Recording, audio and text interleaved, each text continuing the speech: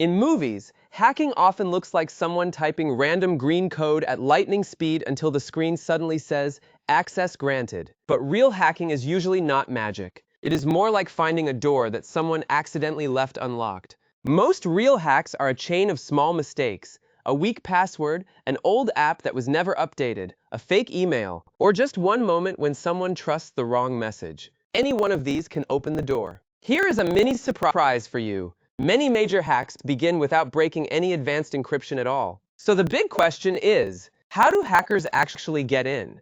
In this video, you will learn how hacking works in the real world. You will understand ideas like reconnaissance, phishing, malware, credential stuffing, privilege escalation, ransomware, and ethical hacking. And by the end, hacking will feel less like movie magic and more like a process you can understand and protect yourself from. Cyber attacks are not just stories on the news. They affect real people, schools, hospitals, companies, bank accounts, and even governments. Most people think cybersecurity is only about complicated coding, but a lot of hacking depends on human behavior. A rushed click, a password reused too many times, a message that feels urgent, a person who just wants to help. Real-world hacking often combines psychology, technology, and patience. Let me ask you a question. Have you ever received a suspicious email or message telling you to click immediately? So, how do attackers find a way in before anyone even notices them? The first step in many attacks is called reconnaissance, which simply means gathering information about a target. Hackers do not just guess passwords in the dark. They look carefully at public websites, social media accounts, leaked databases, employee profiles, and even company job posts. For example, if a company posts a job looking for Windows Server administrators, that might seem completely normal, but to a hacker,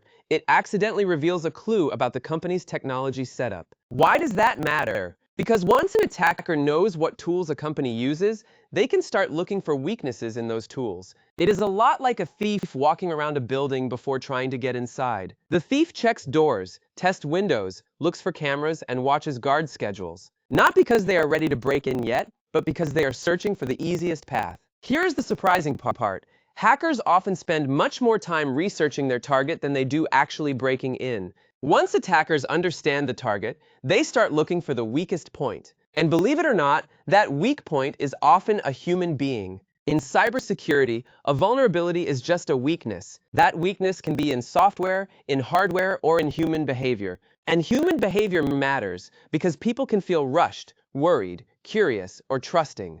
Attackers know this, and they try to use those feelings. This brings us to a tactic called social engineering, which means manipulating people instead of directly attacking machines. One of the most common forms of social engineering is phishing. Phishing is when attackers send fake emails or messages pretending to be a bank, a manager, a delivery service, or a trusted website. These messages are designed to create a false sense of urgency. They might say things like, "Your account will be locked," or "You need to click here immediately." Why the rush? Because when people panic, they are less likely to stop and check carefully. If the victim enters their password on a fake page, the attacker instantly steals it. Let us look at a real-world example that could happen to you. You receive a fake school email saying your student account will be deleted forever unless you log in right now. The fake link takes you to a fake login page designed to capture your private details. So, would you notice if a login page looked almost real, but the web address was slightly wrong?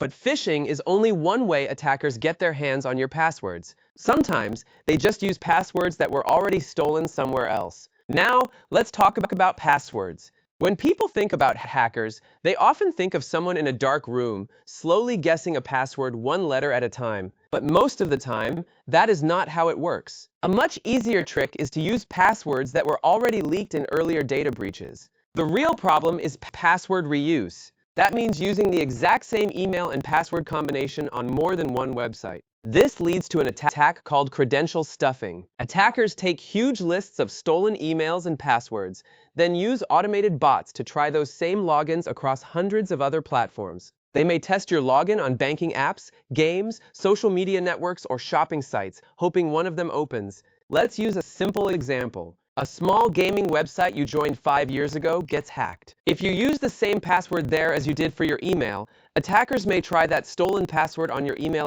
account too. Suddenly, They have access to your personal inbox.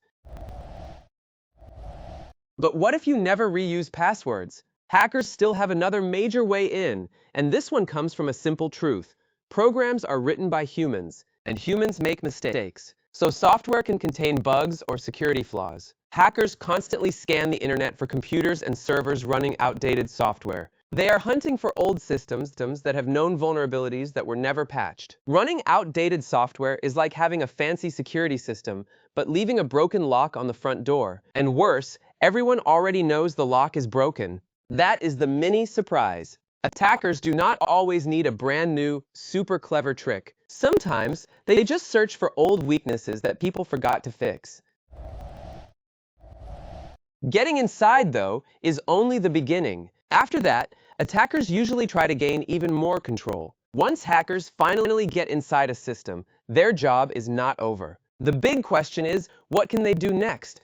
At first, they may only have limited access, like a regular user on a computer, so their next move is often privilege escalation. That means they look for another flaw in the system and use it to upgrade their account. Why does that matter? Because an administrator account has much more power. It can open more files, change more settings, and control more of the system. It is a bit like sneaking into a school as a normal visitor. You can walk through the halls, but most of the doors are locked. Then you find the principal's master key. Now every room in the building can be opened. Once attackers have that higher level of control, they often install malicious programs. These programs are called malware. Malware is software made to do harm. It might spy on you, steal your personal information, damage your files, or let someone control your device from far away. One kind of malware records every key you press on the keyboard. That is called keylogging. Why would someone want every key you type? Because passwords, messages, and private information all pass through the keyboard. Other malware behaves like an invisible digital spy. It quietly watches what you do each day, then secretly sends your private information back to the attacker over the internet. But one of the most dangerous and easiest to notice types of malware today is ransomware. Ransomware locks your files, or encrypts them, so you cannot use them anymore. Then it demands money to give access back. You may have seen stories like this on the news. Major hospitals and city governments have been completely paralyzed by ransomware attacks. That is not just a computer problem. It becomes a real-world emergency. Hospitals need files quickly to help save lives. City governments need their systems working to keep cities running. Now think about your own device. Your photos, school homework, and personal files are suddenly locked behind a paywall. What would you do? A locked screen is pretty obvious, right? But professional attackers do not always want to be noticed. They do not just break in and leave obvious signs. They also try to stay completely hidden.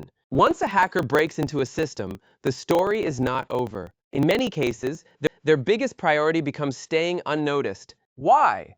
Because getting in is only useful to an attacker if no one realizes they are there. A computer keeps records of what happens inside it, almost like a digital diary. These records are called system logs. They can show who logged in, what changed, and when something suspicious happened. So an attacker might try to delete or alter those logs to make their visit harder to spot. They may also try to disguise their network traffic. That means making their computer activity look less suspicious, or using encrypted communication channels so defenders cannot easily see exactly what they are doing. Professional attackers often spend much more time figuring out how to hide than they spend breaking in. It is a lot like someone sneaking into a highly secure building, wiping away fingerprints, turning off security cameras, and then blending into the crowd.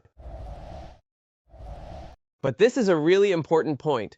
Not all hackers are criminals. Some hackers use the same kinds of computer skills to protect people. These professionals are called ethical hackers, or penetration testers. Their job is to legally test computer systems and find weaknesses before criminals do. Major companies and governments actually hire ethical hackers on purpose.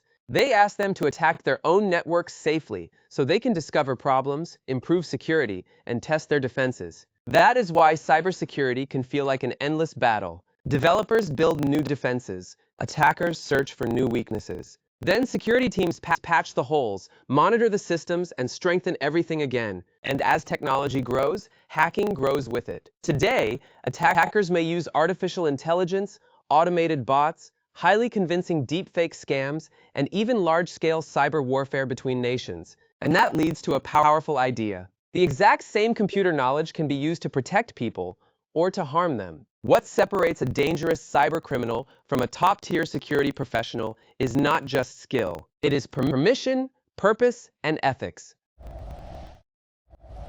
So if there is one big idea to remember, it is this.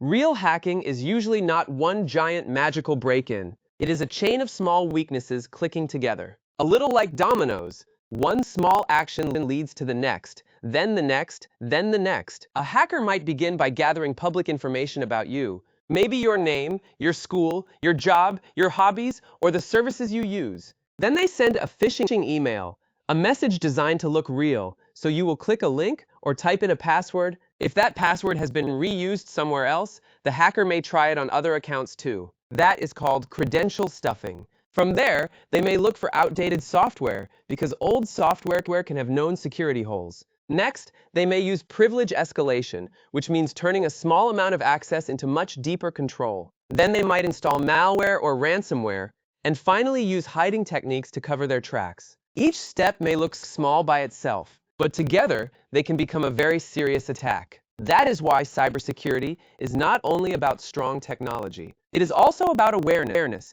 daily habits, software updates, strong passwords, and understanding how attacks actually happen. Hackers do not always break the strongest wall. They look for the door someone forgot to lock.